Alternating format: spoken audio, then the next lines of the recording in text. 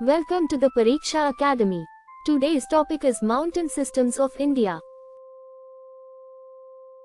Mountain Systems of India.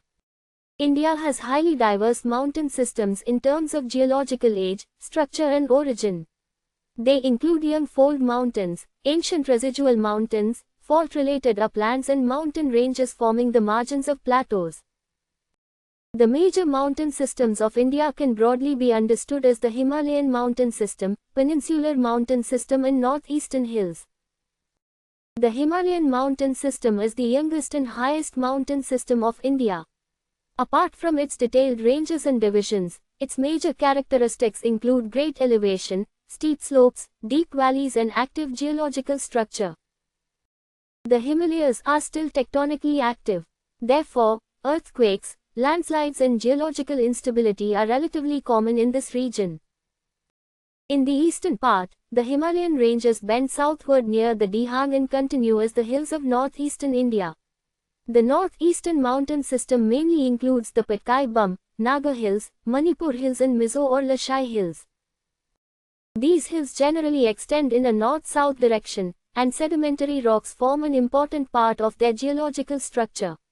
Heavy rainfall and steep slopes make erosion and landslides particularly significant in the northeastern mountain regions. The Aravalli Range is one of the oldest mountain systems of India. The Aravallis generally extend from southwest to northeast, from Gujarat through Rajasthan towards the Delhi region. Prolonged erosion has greatly reduced their elevation and produced a highly dissected and discontinuous landscape. Guru Shikhar, located in the Mount Abu region of Rajasthan, is the highest peak of the Aravalli range. The Aravallis form an important physical divide between the desert region of western Rajasthan and the relatively more fertile areas of eastern Rajasthan. Since the Aravallis run almost parallel to the Arabian Sea branch of the southwest monsoon, they do not form an effective barrier capable of producing widespread orographic rainfall over Rajasthan. The Vindhya Range forms an important highland system of central India and generally lies north of the Narmada River.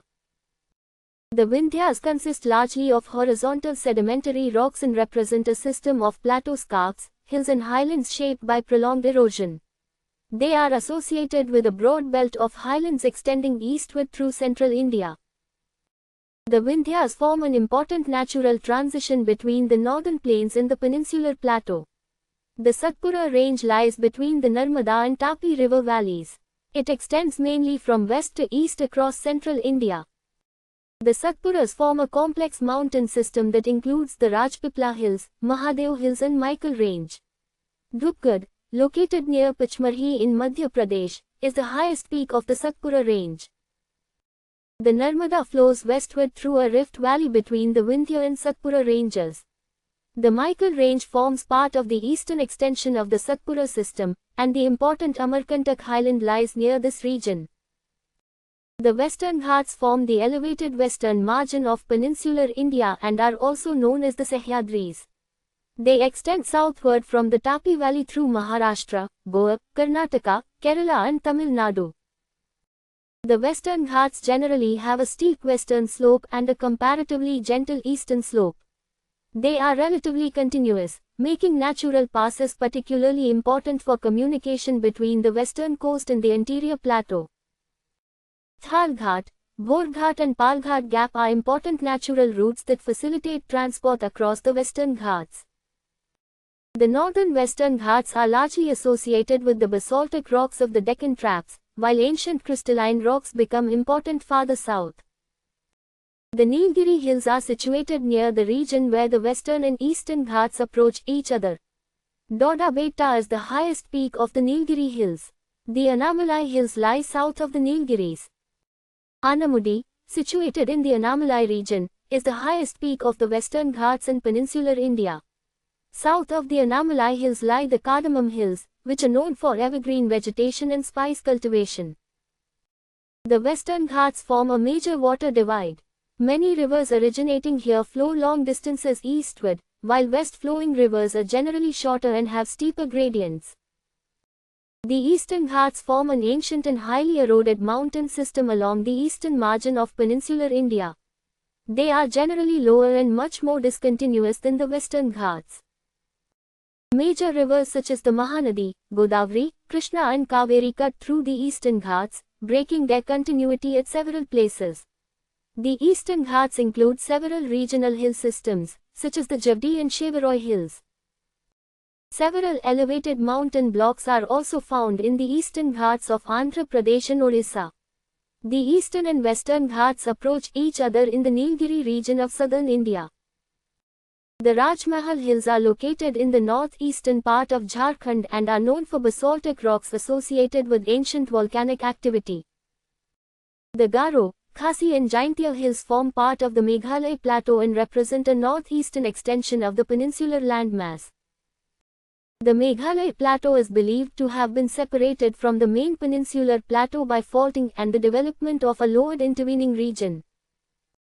The southern slopes of the Khasi Hills receive exceptionally heavy rainfall because moisture-laden winds from the Bay of Bengal are forced to rise over their steep slopes. India's mountain systems form major water divides and strongly influence the direction and pattern of river drainage. Mountain regions also provide important resources, including forests, biodiversity, minerals, hydropower potential, horticultural resources and tourism opportunities. Mountain systems influence local and regional climate. The Western Ghats and northeastern hills are particularly important in controlling the distribution of orographic rainfall. The mountain systems also reveal India's long geological history. The young and tectonically active Himalayas in the north and the ancient, heavily eroded peninsular mountains in the south represent distinctly different stages of India's geological evolution. Thank you very much for joining us. For more useful study material, please like and share this video, and subscribe to the Pariksha Academy channel.